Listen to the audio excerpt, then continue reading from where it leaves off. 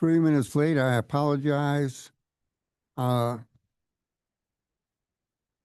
morning. This meeting is called to order. For the record, the time is 1:34 p.m. The date is September 2nd, 2025. The commission and staff are appearing from Helena, Montana, in the Bowens Room of the Montana Public Service Commission. I am Brad Molnar. I'm the presiding chairman for this meeting. Please join me in the recitation to the Pledge of Allegiance. I pledge allegiance to the flag of the United States of America, and to the republic for which it stands, one nation, under God, indivisible, with liberty and justice for all.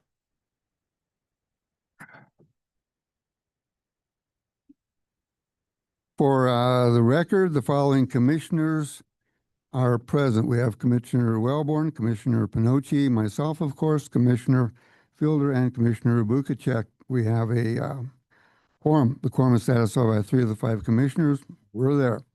The Public Service Commission welcomes any comment on any item that is on today's agenda or any matter that is within the jurisdiction of the Montana PSC. Are there any public commenters in the room? Seeing one.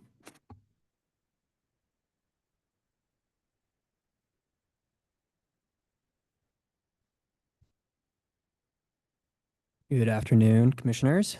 My name is Nick Fitzmaurice. That's Fitzmaurice. I'm the Energy Transition Engineer with the Montana Environmental Information Center. Good to be back. I'm commenting on a couple dockets today. The first is docket 2025-08059. That is Northwestern Energy's wildfire mitigation plan. MEIC was engaged in the legislative proceedings for House Bill 490 that precipitated this planning. Throughout the process, the commission argued that as an economic regulator, it doesn't have the specific expertise on staff to adequately assess a utility's wildfire mitigation plan. And I would say it also isn't our area of specialized expertise either. But House Bill 490 did give the commission the authority to appoint a technical master to review a utility's wildfire mitigation plan, introducing an avenue to bring in the necessary expertise to determine whether a plan thoroughly meets all technical requirements and protects Montanans against the risk of utility-sparked wildfires. We're concerned, we're not sure whether the commission is moving forward and reviewing Northwestern's plan without appointing a technical master. And certainly just a couple-hour presentation alone won't be sufficient for adequately reviewing a plan. So we do need an entity with expertise in this matter that can pull back the curtain and understand the details of what Northwestern is proposing. And an expert's knowledgeable review would provide helpful insight to the PSC and to the public to understand whether Northwestern's proposals comprehensively protect utility customers and communities from utility-sparked wildfires. So we would urge the commission to take a step back and to utilize this option, technical master, to ensure a robust review of Northwestern's plan and supplement your review effort, as this would be an essential tool to protect Montanans from the risk of utility-sparked wildfire and to ensure that we're not on the hook for damages should Northwestern's mitigation measures be insufficient to prevent the utility's infrastructure from igniting a wildfire. So thank you for your consideration on that topic.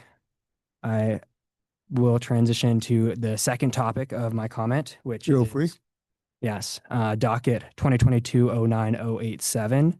And this is the investigation of Montana resource adequacy and risk profile.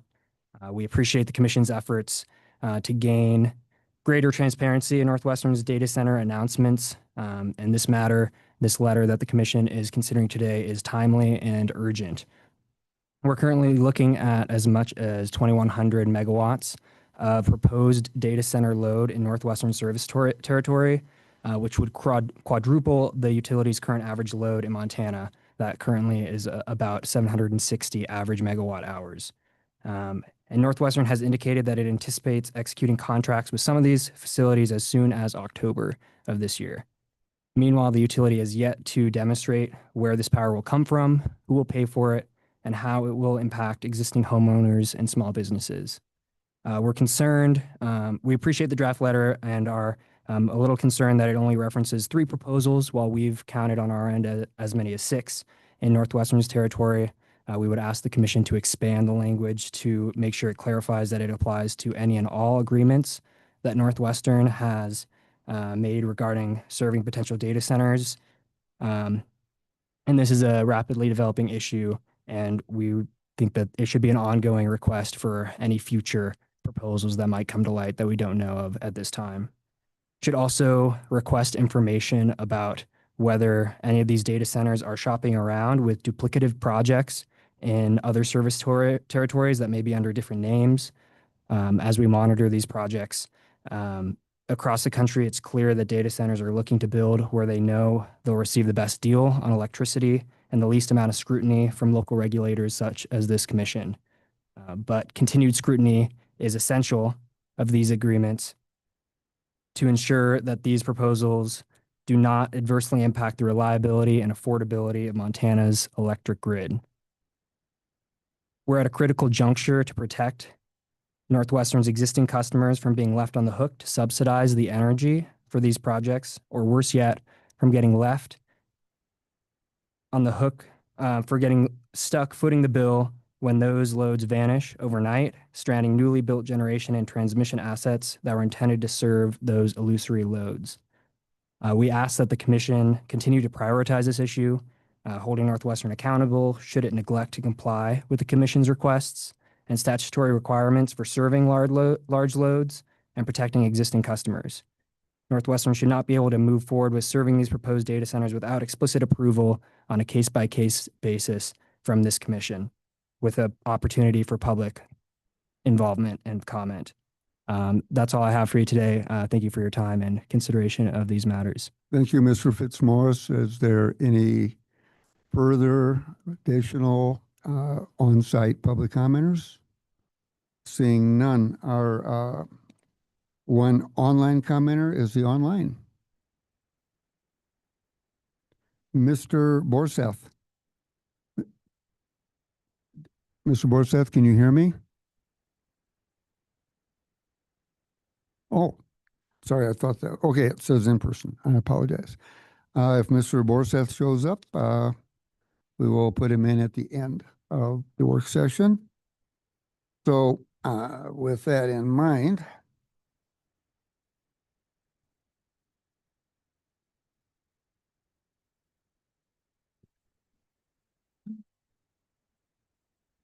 are there any announcements or any changes to the agenda? Commissioner? Thank you. I have an announcement on behalf of the commission. We are sad to announce the departure of our chief legal counsel, Lucas Hamilton, who has faithfully served this agency for over 5 years. Throughout his tenure, Lucas has been an exceptional leader, skillfully guiding a legal team of 5 while consistently providing sound and trusted counsel to the commission. His professionalism, expertise, and steady guidance have earned him the respect of staff and commissioners. Lucas's contributions have extended far beyond the walls of this agency. His efforts were recognized by the governor of Montana and many others, a reflection of the impact his work has had on both the department and the broader public. Under his leadership, our legal team has navigated complex challenges with integrity, clarity, and diligence. The Department of Public Service Regulation extends its deepest gratitude to Lucas for his years of dedicated service. We thank him for his unwavering commitment, his invaluable contributions, and the example of professionalism he set for us all. Lucas, you never tried to push your agenda on this commission. You always gave us the facts and the law and both sides and allowed the commission to exercise its due diligence in making its decisions. And for that, we're deeply grateful in the way that you brought clarity to help us make informed decisions. We wish you every success in your future endeavors. You're going to be greatly missed at this agency. We wish you well this last week and a happy going away on your last day, which I think is Friday. Is that right? It's Friday. So thank you, Lucas. Thank you for that, Commissioner Fielder. Are there any further changes to the agenda I or want to comment briefly. please do. Always objective and fair is Lucas Hamilton. And if I talk much more, I'll get choked up. So we're going to miss you terribly. You've been great. Are there any further comments on Commissioner Fielder's, Commissioner Wellborn? Thank you, Mr. President. I think the Vice President captured all that I would like to say, only probably a lot more eloquently. But Lucas, thank you so much for your service, not only to this commission, but to the people of Montana, and all the best is in the next chapter. So appreciate everything. Any further? Then I'll simply state that, Mr. Hamilton, life is a journey. And it goes on every day. And I wish you the best of luck in your new journey. So with that, is there approval of the commission minutes for the week August 25th, 2025? Mr. President, I move approval of the minutes for the week of August 25th, 2025. You heard the motion. Is there a second? I second. Commissioner Panucci has seconded. Is there any discussion? Seeing none, all those in favor of the motion signify by saying aye. Aye. Aye. Those opposed, same sign. It carries 5-0. Let us now begin the work session. The first item on the work session is docket 2024.12.119, L&L Site Services, DBA Grizzly Disposal and Recycling, Class D application for Certificate of Public Convenience and Necessity to consider the final decision. I see staff moving forward as I speak. Who is going to start the conversation? Amanda. Good afternoon, commissioners. My name is Amanda Webster, and I'm a staff attorney with the commission. Joining me is Katie Sheard, one of the commission's regulatory compliance specialists. Before you is a staff memo that outlines different options the commission could take in its final decision regarding L&L Site Services, Inc., DBA Grizzly Disposal and Recycling's application for Certificate of Public Convenience and Necessity. I'll be referring to the applicant as L&L. L&L's application requests authority to provide roll-off service in Granite County. The application was protested by Allied Waste Services of North America, LLC, doing business as Republic Services of Montana, which I'll be referring to as Republic. Republic currently provides garbage service in Granite County and is the only provider for roll-off service for the county. This matter was the subject of a 2.5-day hearing in Phillipsburg at the beginning of April of this year. After the hearing, both L&L and Republic submitted proposed findings of fact and conclusions of law, which are included with your work session materials. L&L has the burden to prove that its application should be granted. I'll now go over the standards the commission considers in evaluating the application and briefly summarize the evidence presented. First, the commission must determine whether L&L is fit, willing, and able to provide its proposed service. Fitness is determined by balancing 5 different factors: the applicant's financial condition, intention to perform the proposed service, adequacy of equipment, the applicant's experience, and if there are allegations of illegal operations, the nature of the applicant's previous operations. In this case, staff recommends finding that L&L is fit to provide roll-off service in Granite County. Staff's fitness recommendation is primarily due to the low volume of expected work for roll-off service in the county, as well as L&L's track record of successfully providing garbage service in multiple large Montana counties. Multiple L&L witnesses also testified to their intention to provide a consistent level of roll-off service in Granite County, as L&L does in the other counties it serves. Next, the commission must determine whether L&L has demonstrated that there is a public need for its proposed service. Staff makes no recommendation regarding this standard or the remaining 2 standards. I'd like to note that in the commission's evaluation of public convenience and necessity, the commission may consider the specific impacts of competition in the market on the public interest. So to briefly summarize the facts regarding need, Granite County is a small rural county.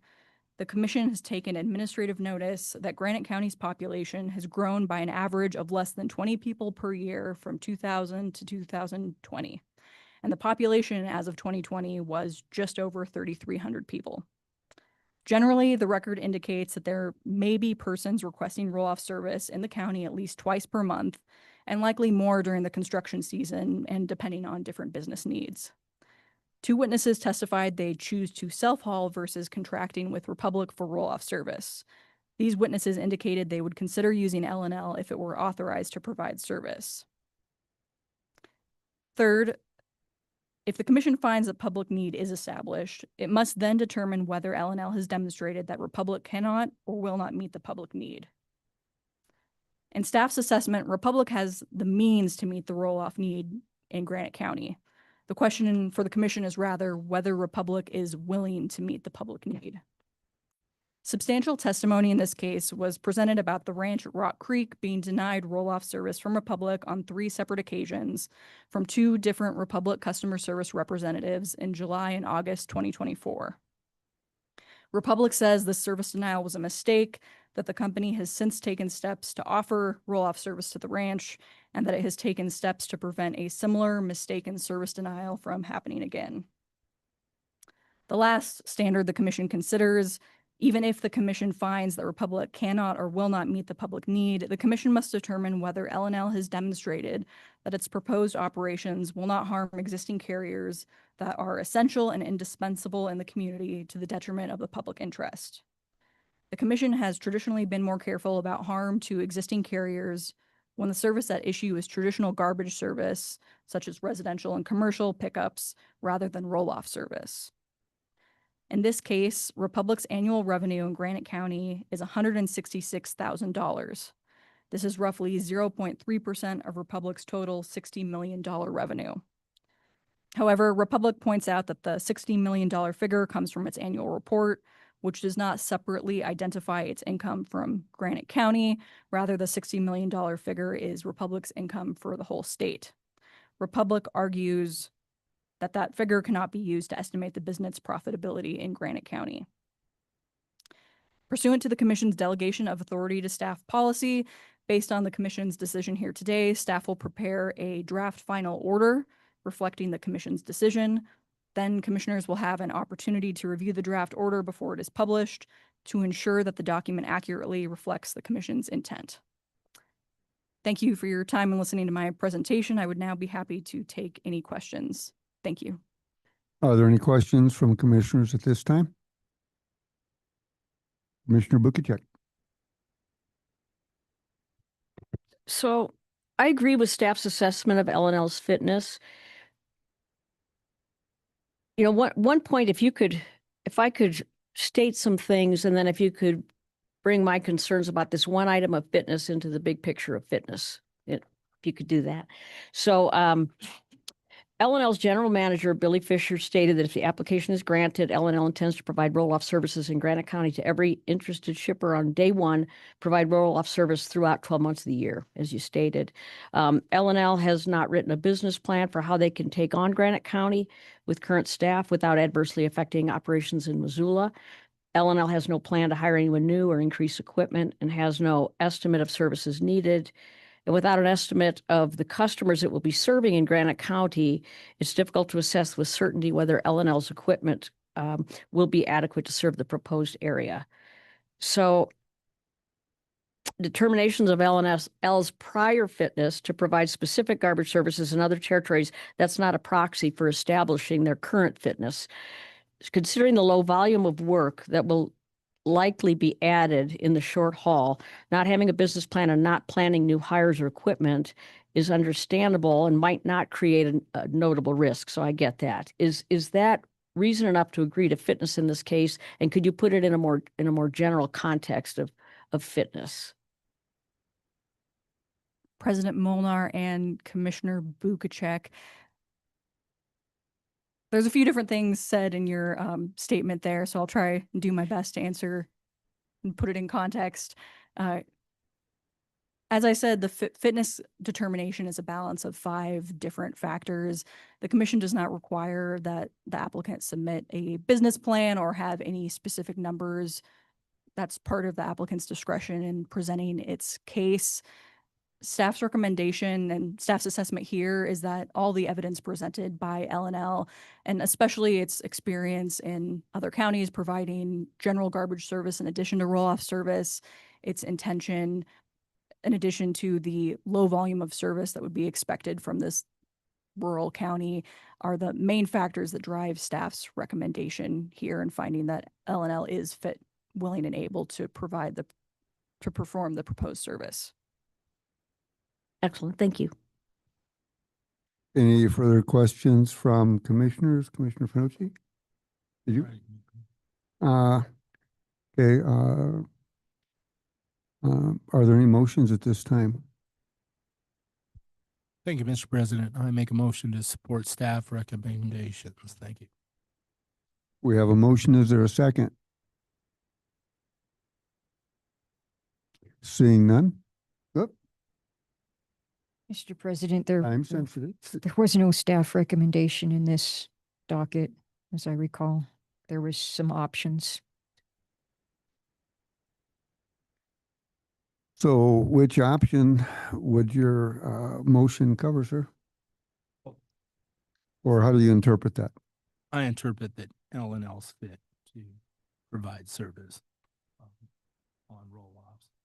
And I believe that they're going to be able to provide any service that the county's going to need, in my opinion. I've talked to them and I believe that they're ready to provide service, and they certainly need to, because service isn't being provided whether the weather's good or bad currently now. Now, I'm sure there's been some improvements since we've been there. I understand that there's a lid now that'll stay on, and I hope we're not cutting bungees, but it was one of the worst examples I've seen, customer complaints, since my history. I'm supporting L&L to provide additional service to whatever capacity they want or can. Thank you. Okay, can you boil that down a little bit to make a motion out of it? Make a motion to have L&L provide garbage service to Granite County. Okay. Considering the options, is that a Roll-off service in particular. Okay, so we have a motion for L&L to be allowed to provide roll-off service in Granite County. I think I've stated that right. Is there a second? I'll second that motion. We have a second. Is there discussion amongst the commissioners? I have a question. Okay, I'm confused about this. They make a little under 200,000 in Valley County, but they make a lot more gross from the state. I would agree with their comment that the gross income does not mean net income in a county. In cases of this kind, and I'm not sure we get a lot of them that are exactly on point, do we normally look at the profit from the county or the profit across the state when deciding fitness to provide a service? President Molnar, I believe this is one of the first instances where the commission has been requested to make that finding of no harm to protestants based on the annual report gross income. In other cases, the commission has looked at the percent of its operating income for the specific proposed service in the proposed territory, and that's would be the best evidence to evaluate. Another point I'd like to make regarding that standard, the commission's consideration of whether there or not will be harm to protestants is really focused on service that is indispensable to the community. Roll-off service is important, and especially for the construction community, but it's different than residential garbage service. So if the commission believes that there will not be harm to protestants, I think it is fair for the commission to look at the large numbers from its annual report and the small number of overall income from roll-off service in Granite County. I have another stab at this. So when we're looking at this, I assume that they have every right to run at a negative number while they're building their business, the same as many businesses do. The question in my mind is, are they using their resources in a way that meets the public demand? Do you feel that currently in Granite County, regardless of where the money comes from, they are meeting public demand? President Molnar, in this case, staff is not making a recommendation as to whether or not Republic is willing to meet the public need. There's conflicting evidence on both sides, and staff's determination is that it is a very close matter. Staff could write the order either way. So we've come before the commission to ask you to weigh the facts to determine if Republic is really doing that, if it's using its resources and is willing to meet the public need. I see Tina Shorten in the room. Have you conferred with her to see how many in, say, the last 3 months, 6 months, whatever, how many complaints have we received? Are they increasing, staying the same, or decreasing from whatever brought this docket before us? President Molnar, I do have my counterpart from the compliance team here who may be able to answer that question. Although I would, for the record, note that any complaints that the commission has received in the past 3 months is not record evidence in this case and cannot be the commission's basis for making a determination on the application.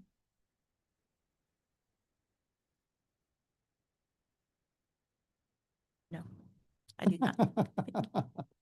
Where angels fear to tread. Okay, are there any further questions? I see not one, but two. Commissioner Wilborn. Commissioner Bukacek. Who was first here? Okay, Commissioner Bukacek. Okay, I will be a dissenting vote on this, and I'd like to give my reasons why. You're going to be a what vote? I'm going to vote nay. Okay. I'm going to vote against it. The burden of proof is on the applicant, and our decisions are to be based on the evidentiary record alone, not feelings or personal economic ideology. I think we've all been small business owners at one time, and we like to root for the little guy and see them make it. L&L has proven themselves repeatedly to be a well-run business, and I recognize that Montana's population is growing, including in Granite County. So I've made a short version here. The most compelling evidence against the public need for the applicant's services has to do with the number of construction projects in Granite County. Granite County's population has grown, I think you said, by 20 per year between 2000 and 2020. The need for roll-offs for construction projects in Granite County has been estimated 12 to 24 per year. L&L did not provide an estimate of the number of customers it would serve in Granite County. L&L's general manager, Billy Fisher, admitted that only 4 potential customers have indicated to L&L that they may need roll-off services in Granite County. So I'm going by numbers here. And those 4, Granite County itself, the Ranch, U.S. Forest Service, and Richard Robinson. This is in addition to a testimony of other witnesses that to me is compelling. It does not establish that there is more likely than not that a public need exists. And again, nothing precludes L&L from reapplying. I'll be a dissenting vote. We'll start at the end of the table. Commissioner Wilborn. Thank you, Mr. Chairman. And as staff brought up, and Commissioner Bukacek also, this decision could go either way, and for good reason. I'm going to be supporting the motion. Number one, based on fitness, I think Amanda did a nice job of laying out that fitness kind of speaks for itself as demonstrated in current business practices.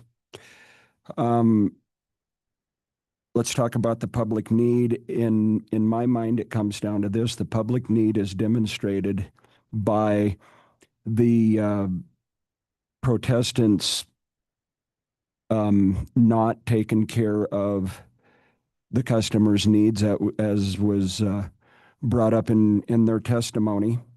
And anytime a need like that, whether, regardless of what the nature of the refuse being hauled away is, in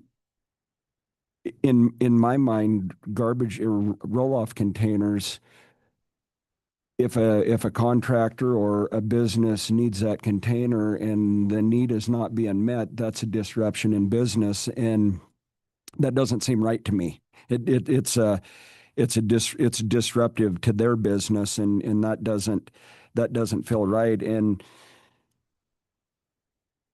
on point number 3, as far as if this motion passes, harm being done to the current operator, I say that it won't, and only because the opportunity still exists there for them. If there's business there for them, and somebody hires them to do it, and they take care of that business, there's still an opportunity. It's not taking anything away from them, but to me, it gets down to a tool that gives the people that aren't being served now the ability to have their construction waste or whatever it is hauled off by a roll-off container. So I will be supporting it for those reasons, Mr. Chairman. Commissioner Panucci, did you have a comment to add? I do. I think that I should shed a little light on the difference between roll-off and residential. Roll-off is a large container, which is usually used to get rid of construction material. And the construction project is a complete standstill if it doesn't have that roll-off. It has to get a large amount of material out of there in a hurry. And they get a large lump of sum of money, and they usually don't have to wait too long. Also, if you don't have a customer for your large roll-off, you just simply have it sitting in a field somewhere, and it really doesn't cost you anything. Residential, you have a schedule you have to keep up every week. It can be quite expensive if there's not enough garbage to pick up, or you don't have enough customers. Roll off, you only have to move it when you have a large customer, and you really don't have much cost if you don't have a customer at all. It just sits in a field. Now, there's abuse in roll off, and I want to explain how that abuse can happen. You can call and say, I need roll off, and they say, wow, we're pretty busy. All our containers are being used, but I can sneak one in and get it emptied for you and bring a special trip out to you, and I need an extra $1,000. Then the guy brings the container out, and you go out and thank him, and he says, oh, you didn't need to thank me. We had 10 of them laying around. You got caught lying, but they really did have plenty laying around, and they just got extra money. This has happened to me. It's happened on my projects, and it's quite upsetting when it happens, and that's abuse, all right? So when you need roll-off and it's not available, it really becomes a serious issue to say we have to have that provided so we can move construction in our area down the road and we can have progress. So to come here and ring that bell, we should listen carefully and give it to them. Also, if they have roll-offs available, it's not uncommon for a town to be very busy, where all of them are at construction sites and there are none left. And you can call down the road a little further and say, hey, can you provide one and drive it a couple hundred miles? And I say, yes, we can. We charge you for the mileage, and we can make those units available for you. So they very well could get business from out of town if the nearest town is busy. The bottom line is Montana is growing at almost a record rate, probably a record rate. We know this from Northwest Energy on just the hookups alone. So I don't feel this is a risk at all. And competition does cut down abuse. And because the fact that they couldn't get a roll-off container tells me we had better provide it so that we can make sure we're not holding up progress in Montana. So this is concerning to me, and I'm going to support this. Thank you. Commissioner Bukacek, did you have a reply? I have a second reason for being dissenting. We're supposed to fulfill all these different requirements, and one of them has to do with protestants' ability and willingness to meet the need. So Republic's willingness and ability to meet the need. Rocking J Ranch, it was a horrible example, but it was not a denial of service. It was in reality a mistake rather than a denial of service. It happened because of a misplaced map boundary. Republic claims there were no unmet needs until that error. And once the error in the service map was identified, they took steps to change that. For the duration of Republic's current contract with Granite County, Republic is not aware of any written notice of defect in performance. It was unanimously voted July 2024 that Republic get a 5-year contract that can be revoked if Republic doesn't follow through. So in terms of Republic's ability and willingness to meet the need, in my opinion, it has not been met. I'd be interested in what others have to say, but so I have 2 reasons for be a dissenting vote. Commissioner Fielder. Thank you, Mr. President. In addition to my colleagues' comments, I think Commissioner Wellborn summed up my thoughts very well on this, but the one other element to me that is a deciding factor is Granite County commissioners and represented by their attorney, Blaine Bradshaw, who I know to be a very credible and respectable public official in that county. He testified that he believes there's a need for the Class D carrier providing roll-off services in Granite County. And he testified that the only reason that the county commission signed a 5-year contract with Republic Services was because there wasn't another option.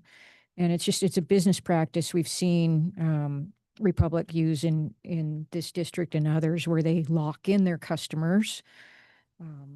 And the customers aren't necessarily willing, but they're required. They don't really have another option. They either take the contract or their garbage piles up because there's nobody else to haul it. So I'm going to support Commissioner Pinocchi's motion and allow, I hope the commission will allow this other roll-off company to operate in Granite County. I think that the customers deserve to have the choice. I think obviously Grizzly has proven itself fit and able and willing. And I don't see a compelling harm to the public interest by granting the license. So I'm going to be voting in favor of the motion. Commissioner Pinocchi. Thank you, Mr. President. I'm not trying to change Commissioner Bukacek's mind, but maybe more information could be provided to her to get the sense of urgency.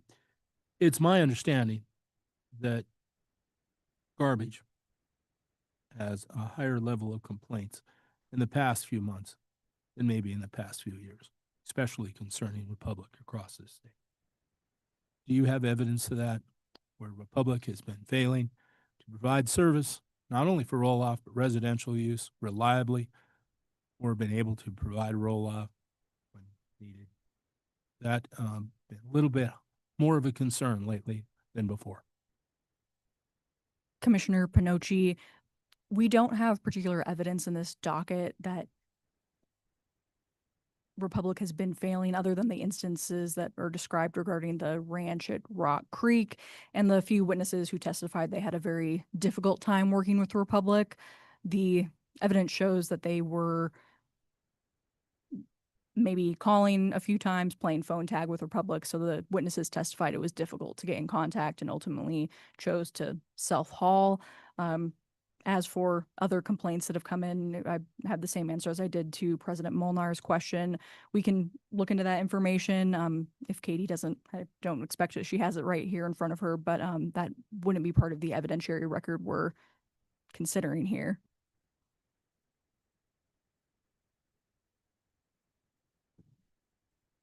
President, Commissioners, I can get those numbers for you if needed, but I would agree with Amanda on this. Well, my recollection of the first 4 years of this commission, I don't think I can think of a single complaint. And I'm very, very pleased with my garbage hauler in Cascade County. But I can tell you that the last couple of years, I've seen a significant increase from one end of the state to the other. And I've had to do some hearings on them. Also a little shocked at some of the testimony on condition equipment, where one individual had a pair of vice grips on an airline, and when he needed to replace air pressure, he released the vice grips. This pressure could have exploded in his face or failed, and the pliers simply would have fell off, and a young kid was outside, and the box would have tipped, could have killed somebody. And I was shocked to see that we were operating equipment with a Jimmy rig system like that in testimony. So I have certainly seen, many of you have been with me, some, new evidence that we have to take a closer look at garbage hauling. So I certainly see a need. Thank you. Any further question? Commissioner Wellborn, Question. the question's been called. I'm not going to recognize that at this exact moment. Are there any further questions or comments from commissioners? I have one, which is why I took the prerogative of the president.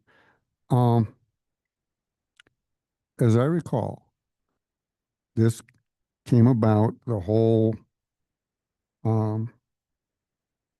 Dude Ranch thing was brought up after 6 months of laying there quiet, and then here it was. So I was suspicious of that.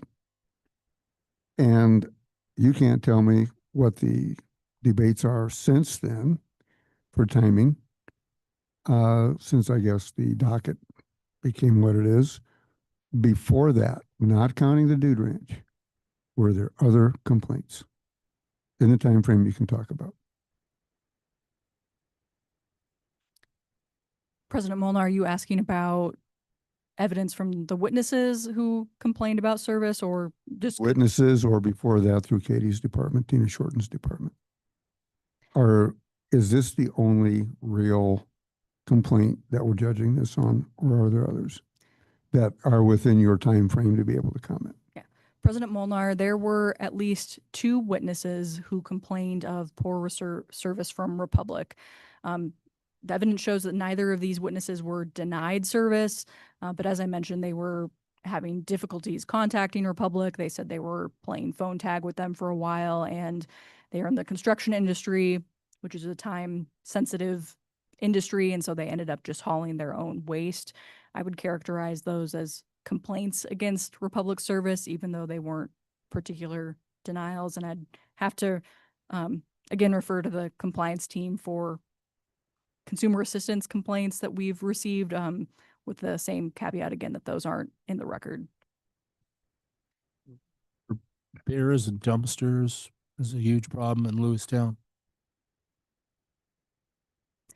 Commissioner Pinocci, I don't particularly recall any issues with bears coming up in this particular hearing. I think the service complaints were related to price, contact and communication with Republic primarily.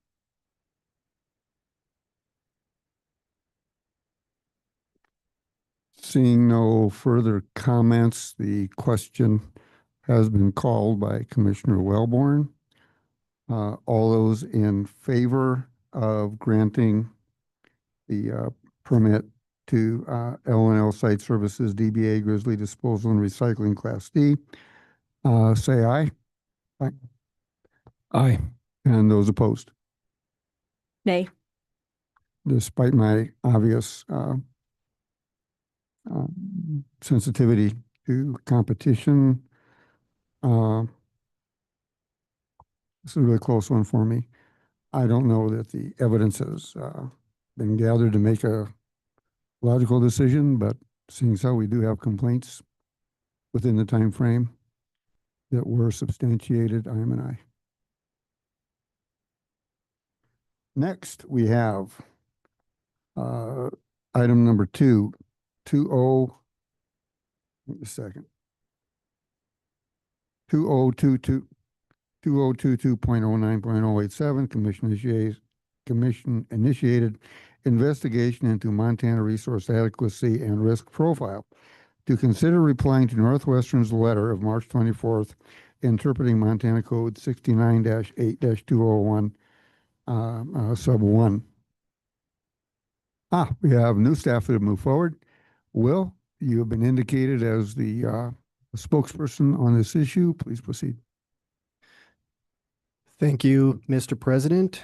Good afternoon, Commissioners. My name is Will Rosequist. I'm the Regulatory Division Administrator at the Public Service Commission. And with me today is Lucas Hamilton, Chief Legal Counsel. As you said, Mr. President, today's work session is related to docket 2022.09.087, the Commission's investigation into resource adequacy and risk profile.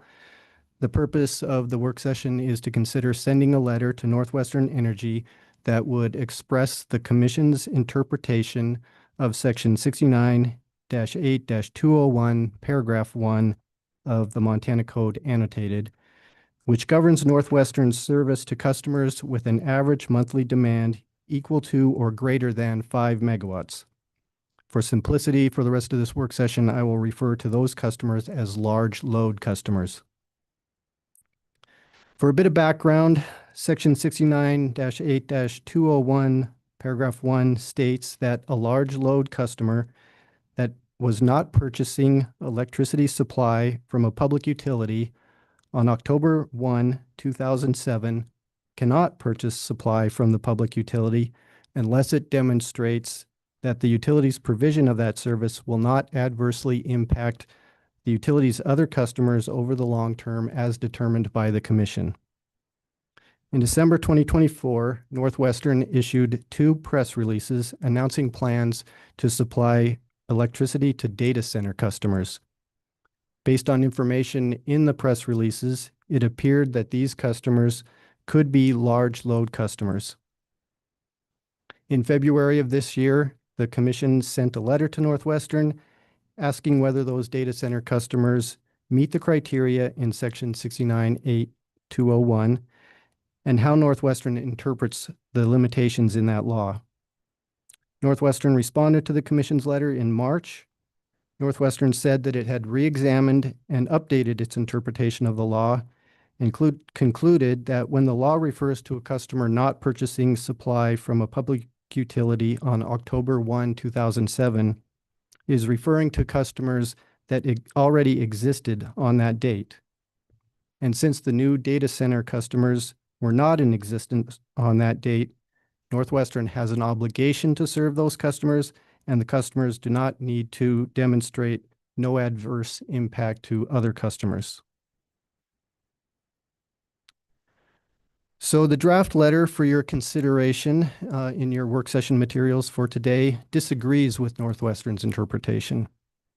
The primary reason is that the term retail customer is defined in Section 69-8-103 of Montana Code Annotated, and the definition does not make a distinction between customers that existed on October 1, 2007 and customers that became customers after that date.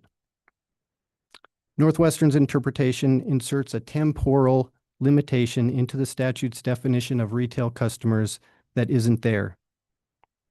Northwestern's interpretation also deprives retail customers that came into existence after October 1, 2007 of certain rights explicitly preserved in other sections of Title 69, Chapter 8, including rights related to self-generation and cogeneration and non-discriminatory access to the public utilities transmission and distribution facilities. The draft letter conveys an expectation for Northwestern to inform prospective large load customers that they are not required to receive electricity supply service from Northwestern. The letter also acknowledges that Northwestern is obligated to supply such customers if they request service and meet the statutory standard. The letter also asks Northwestern to provide some information, including any agreements or letters of intent with data center customers, methods used to evaluate compliance with the statutory standard, projected resource adequacy position based on service to the data center customers, and the process envisioned to comply with the statute. The letter requests Northwestern's response by September 17th, 2025. Staff recommends that the Commission approve the draft letter and authorize staff to make non-substantive changes if necessary, and I am available for any questions. Anything to add, Mr. Hamilton? Not at this time, Mr. President. Thank you. So therefore, we are throwing it open to questions from the Commission. Chair recognizes Commissioner Bukacek. So I'll be supporting your recommendation, but I think it's important to understand the historical context of House Bill 25 in 2007. And they were, at that time, Northwestern was not in a position financially to afford a new generation. So they were referring to the large load customers at that time. And that's how this came out, to protect the people from that. And so I think that's important because it makes it understandable, unless I'm incorrect about this historical context. It makes it Northwestern's position understandable because they're talking about supply choice of the large customers, but the English is plain, and that's why I'm supporting it. But I think do you agree with that context? Mr. President, Commissioner Bukacek, I would agree that the historical context is important. I think, as the staff mentioned in the letter, there was a concern about Northwestern's ability emerging from the retail choice environment to be able to deal with the sudden emergence of new significant load and to be able to respond to that load. I think staff's interpretation is that concern would apply to any of the existing choice customers at the time or a new large load that would have emerged at that time. Both would have had potential impacts on the utility's ability to respond with adequate supply to meet that new demand. And that it's our interpretation that what the commission or what the legislature was doing in 2007 with House Bill 2025 was in fact preserving choice for existing customers and for new customers that met the load requirements in the statute because from their perspective, competition was working all right for customers of that size. The existing large load customers at the time were able to successfully find non-utility suppliers for their loads, and they were preserving that status for existing and potentially new large loads. Commissioner Panucci, you have a question or comment? Thank you, Mr. President. So a few months ago, Northwestern and I were in a conversation on this, and I could be off on what exactly was said, but the subject came up that it's a national security issue to be able to produce energy for the security of this country, all right? And in Washington, D.C., it came up that the Trump administration saw the possibility of bringing coal plants back online to get this power covered quickly while we build up maybe nuclear could be an answer to cover security issues. When talking to Northwestern, I said, I think what we need to work together as a promise to our constituents, the ratepayer in Montana, is if we're going to make a move encouraging data centers to come to Montana, we are really attractive because one thing is keeping them cool. And Montana has cooler temperatures than, say, Phoenix, Arizona. So I had told the AI centers building in Phoenix I thought was ridiculous because they could have over 100 straight days of 100 degrees, and you could have 2 months of below zero, and you're simply going to have a cheaper energy bill. Also, we have cheap real estate. When the idea of energy came up, well, coal units 1 and 2 could be put back online. We could put more efficient turbines in that GE has available at 60% more efficiency levels. We could do it pretty quickly. And this goes along with the president's suggestion that coal could come back online. So I think we address those issues and trying to guarantee, working together, that the ratepayer wouldn't see any additional rates. Also, there are 2 hydroelectric facilities that are not hydroelectric yet. Gibson Reservoir was designed for a hydroelectric turbine, and we didn't install one. We've been talking about doing it for years. We have another dam that could use one. We have a couple dams that have hydroelectric where more modern, more efficient, generators could be put in, producing much more energy. We have a lot of good answers, and all these were discussed. And So I sure want to let you know that I can remember all that and certainly believe that Montana has a great role to play while protecting our ratepayers from higher rates if we plan to supply additional generation for AI. And with coal units 1 and 2 and a couple of dams that could have turbines installed rather quickly, I think we could do this and certainly could meet that demand. Any further discussion yes, Commissioner, Pinochi, sorry, Commissioner Bukacek. Yeah, question for Lucas. So again, I'll be supporting the recommendation. But is there any, all we're doing is requesting an answer. So is there anything constitutionally unconstitutional about requesting just of one utility, not making it more broad-based? Mr. President, Commissioner Bukacek, no, I don't know of any constitutional provision that would be violated by posing this letter to Northwestern. Thank you. Any further, Commissioner Fielder, please. Mr. President, if I'm not mistaken, there's no motion on the table yet, correct? I would turn to my parliamentarian. I- Nope, there is not a motion on the table at this time. It's all been discussion. I'm prepared to make a motion. Ah. We have a motion All right. coming forward. Mr. President, I move that the commission adopt the draft letter prepared by our staff as a letter from the commission interpreting Montana Code annotated 69-8-201 subpart 1 and requesting that Northwestern Energy provide information by September 17th, 2025 as described in this letter. That you heard the motion. Is there a second? I have second. Oh, we have seconds all over. We have Commissioner Bukacek and Commissioner Wellborn have both seconded. Is there discussion at this point? Mr. President, I will Recognize Commissioner Fielder. Thank you. I will say I was somewhat perplexed by Northwestern's interpretation of the statute when I read their response in March of this year. And I agree with our legal division's analysis of that and description. To me, it seems fairly plain. And I also agree with requesting this information from Northwest Energy regarding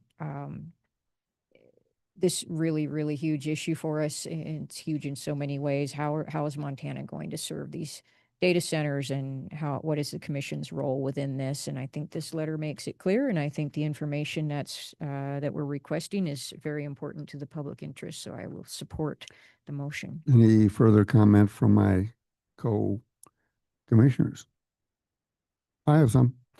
Tell me if I'm not remembering this correctly, but about a year ago, they sent us a similar letter and we requested similar information. It went away, and then it became, I believe, House Bill 877 by Representative John Fitzpatrick. And in that case, they wanted to amend the law, not just have a new interpretation, that new customers over a certain amount, 5,000 or 50 megawatts, they could handle those, but the old customers couldn't increase. And that bill, with the commission voting 5-0 to oppose, died in committee. So, but correct me if I'm wrong, have we not crossed this bridge with Northwestern on the interpretation of House Bill 25 fairly recently, like within a year? Mr. President, I'll try to take that one because I do recall the commission's actions during the legislative session, opposing both. I believe you're correct. It was House Bill 877, and there was a companion bill or an alternative bill, House Bill 911, I believe. That would have been about the same time that the commission had sent its first letter, which is back in January, January of this year. So yeah, I believe it was February 11th, 2025. Yeah, discussed in that first page of our current letter. In any event, yes. So this is a continuation of that same dialogue. Northwestern responded to us timely within the deadline the commission set in that letter back in March. And then, well, we were in the middle of rate case mode after that. So we're now returning to this topic, still very important, obviously, to both the commission and commission staff. Just for the record, House Bill 911, I believe, was opposed 5-0 by the commission. It was the last bill tabled in Senate Energy, and it was tabled 11-1. So, which was actually their ability to have, correct me if I'm wrong, wholly owned subsidiaries with financial and managerial ties. I'm not quite sure how that goes to this, but I can certainly see where it would in practice, though perhaps not in intent, stated intent. So with that in mind, we have a motion to go with staff's recommendation that Northwestern give us information. I don't think on this issue there's such a thing as too much information, so I'm going to be supportive of that. So unless I see a nod to the negative, I call the question. All those in favor of supporting staff's recommendation as outlined in the motion, please please signify by voting aye. Aye. Aye. Those opposed, same sign. Seeing none, the staff's recommendation is adopted 5-0. Number 3, this is actually a long work session in the world of work sessions. Commission initiated, 2024-03-028 MEIC et al. Petition for adoption of new Rule 1 and declarations pertaining to the Commission's consideration of the adverse climate impacts of greenhouse gas emissions. To consider issuing a draft order on the petition for 2 declaratory rulings on environmental impacts of Commission decisions. Mr. Lucas, take it away. Yes, thank you. Mr. Hamilton. Thank you, Mr. President and Commissioners. As President Molnar just noted in the description of the docket, this is part of a combined petition. So the petition sought both a rulemaking action by the Commission and declaratory ruling. The statutory standards that apply to the rulemaking aspect and the declaratory ruling are somewhat different. And so the order before you today, it's very important to remember, focuses only on the declaratory ruling aspect of the underlying petition. So we've dealt with a few, one declaratory ruling in recent history. This commission voted on a declaratory ruling earlier this year with respect to the community renewable energy projects. But because it is just so rare that we deal with declaratory rulings, I'd like to spend a little bit of my time today talking through the legal standards that apply in this scenario before we get into the substance of the analysis and the order before you. So first, the law on agency declaratory rulings is somewhat unique. Any party may seek a declaratory ruling from an agency like the Commission when doubt exists as to how a statute affects the party's legal rights.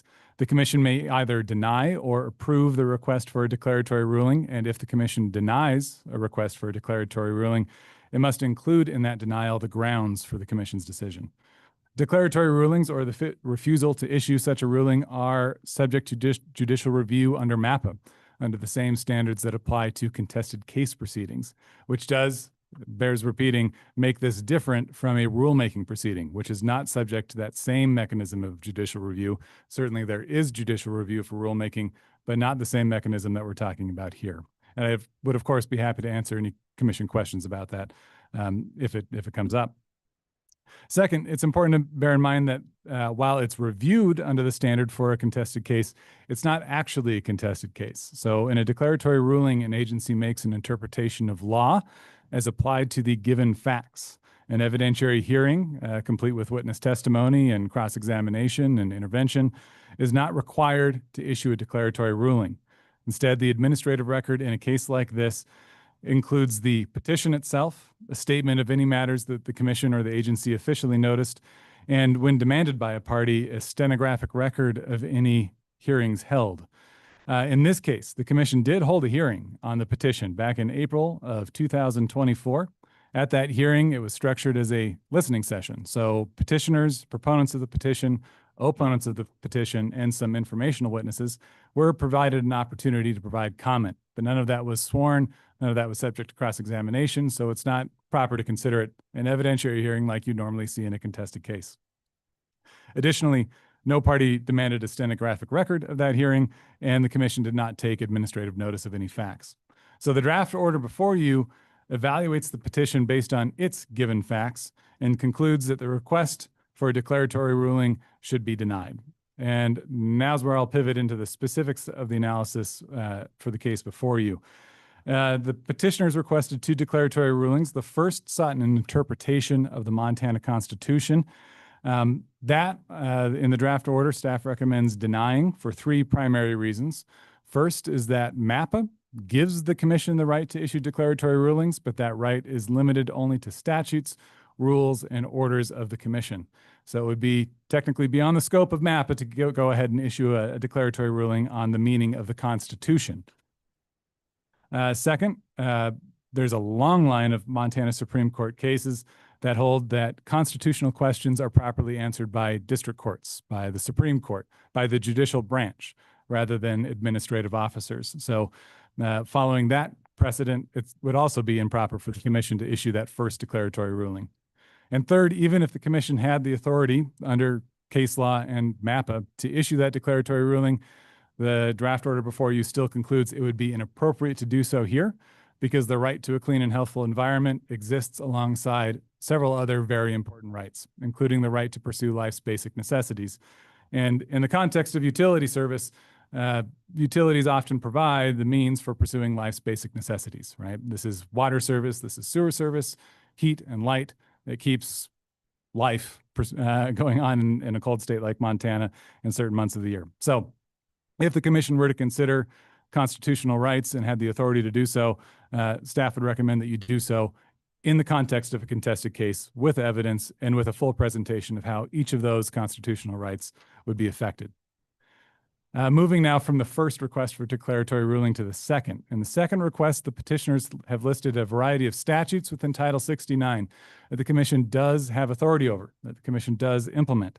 And with respect to that request for a declaratory ruling, the petitioners ask you to hold that issuing decisions under each one of those statutes requires the commission to consider environmental impacts, including climate change.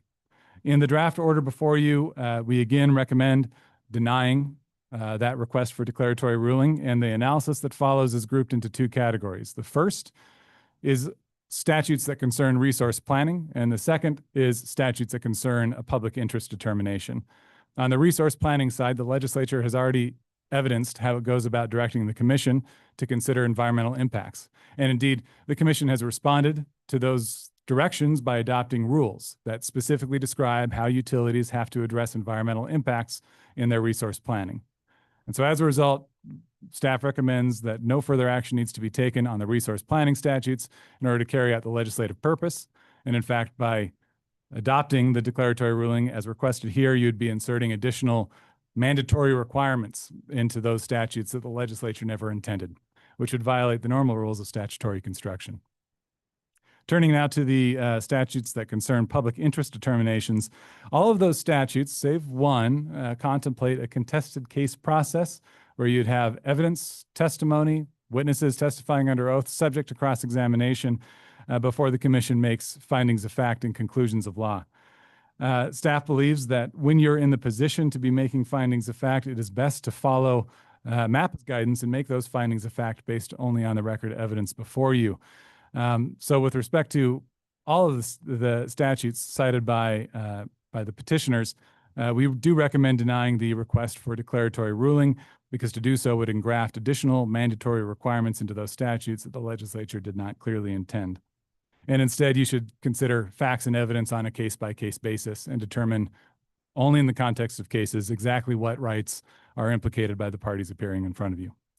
Finally, with respect to all of the statutes cited by the petitioners, the draft order notes that what they're asking the commission to do is issue a declaratory ruling that is very, very broad, is much broader than the parties to this proceeding, i.e. the petitioners and the commission. And because of its breadth, it appears to staff that what the petitioners are really asking the commission to do is adopt a rule of broad applicability in the context of a declaratory ruling, which is not really something the commission can do. Declaratory ruling should be binding only between the parties and the agency, but here they're asking for a declaratory ruling that would be binding against all present and potential future parties that may appear in front of the commission, and that is improper for a declaratory ruling. If the commission would like to pursue that, the proper method would be through administrative rulemaking. So for those reasons, staff does recommend denying the 2 requests for declaratory ruling.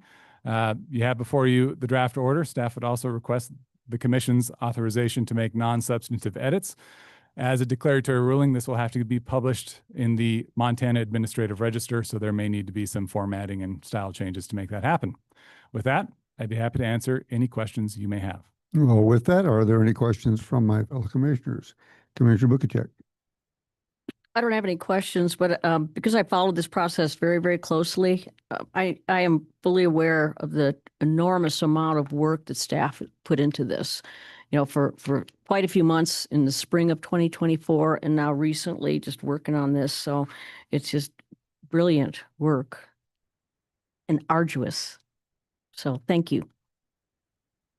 Are there any further questions or comments from my fellow commissioners?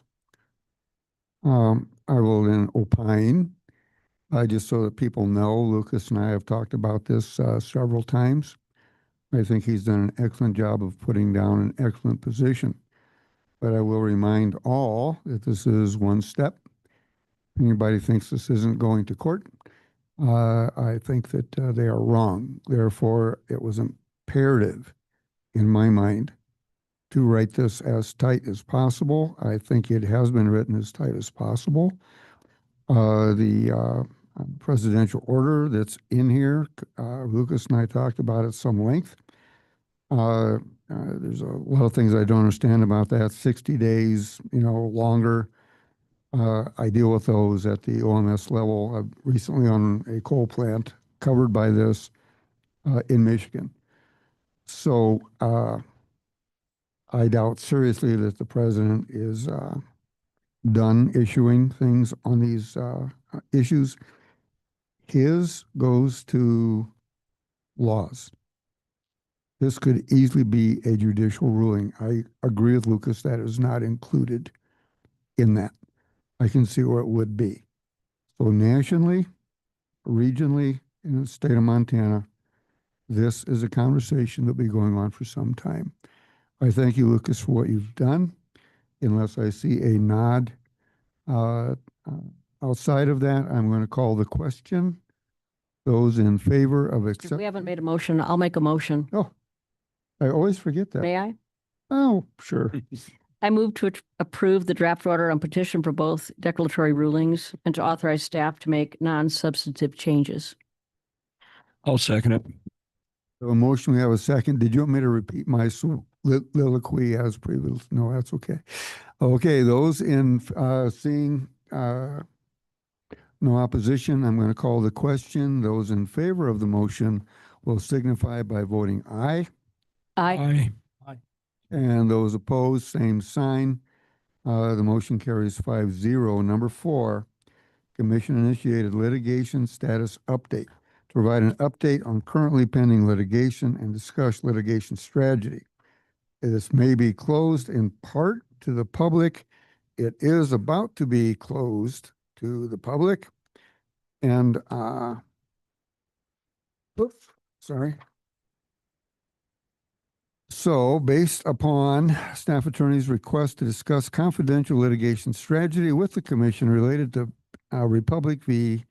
the PSC and Nolan v. State, I agree that continuing an open session would harm the commission's litigating position. Maintaining the confidentiality of the commission's attorney's litigation analysis is essential to obtaining candid legal advice, which in turn allows the commission to make fully informed decision about the agency's litigating position. Under the circumstances, I determine that public closure of the next part of the work session is proper under Montana Code annotated 2-3-203 sub 4. President Molnar, if I may, for a moment. I'm on a roll here. Okay. Please. I do have a public update to share before we Okay. go into closed session. Please. That's all right.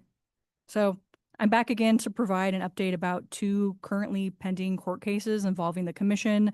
I want to make sure the public knows the publicly available information we're going to touch on in a closed session.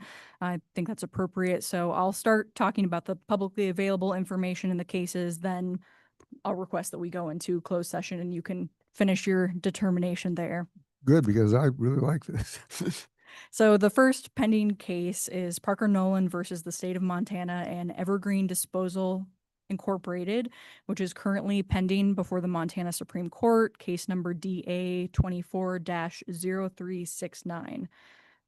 This case started in fall 2022 before the Flathead County District Court, where the plaintiff was challenging the constitutionality of the commission's Class D motor carrier regulation. The district court granted the state's motion for summary judgment. Then the case was appealed to the state Supreme Court. The case was originally classified for a 5-justice panel of the Supreme Court, but at the end of June, the case was changed and is now awaiting a final decision from the full 7-member Montana Supreme Court. The second case I wanted to touch on is Allied Waste Service of North America, LLC, doing business as Republic Services of Montana versus the Montana Public Service Commission and MT Roll-Offs, LLC. This case is currently pending in Lewis and Clark County, the first judicial district, under case number DV-2025-76. This case was filed by Republic, and in August, the court approved a stipulated scheduling order, which provides that Republic must file its opening brief by September 16th of this month, and then the commission's response will be due on October 16th. As you may recall, Republic is requesting judicial review of the commission's final order 7980H in docket 2023.07.064, which approved MT Roll-Off's Class D authority to provide construction roll-off service in Yellowstone, Carbon, Stillwater, Musselshell, and Golden Valley counties. Moving forward under Montana Code Annotated 2-3-2034, the presiding officer of any meeting may close a segment of the meeting during the time the discussion relates to matters of litigation strategy regarding litigation with private parties, and the presiding officer determines that an open meeting would have a detrimental effect on the agency's litigating position. Both of the cases I just discussed involve litigation with private parties, and in my opinion, continuing an open session to discuss advice and strategy would harm the commission's litigating position by making public staff's advice to the commission. So at this time, I'd like to request that the commission go into closed session to discuss confidential litigation strategy. I'd request a 5 to 10 minute break to get the update set up, and I estimate the confidential portion will take about 20 minutes. So thank you, and I'd be happy to take any questions. Okay, before we do that, are you Mr. Mike Borseth? Nope. Is Mr. Mike Borseth here? Okay, we'll not be concerned with that. So you would like for us to take a 10-minute break, and then I believe we will convene in the Commissioners' Conference Room. It will not be recorded, sir. No. And so it is 2:51. At 3:01, we will meet in the Commissioners' Conference Room. Note that anything that is said in there that really is not confidential will be repeated out here. So thank you all very much.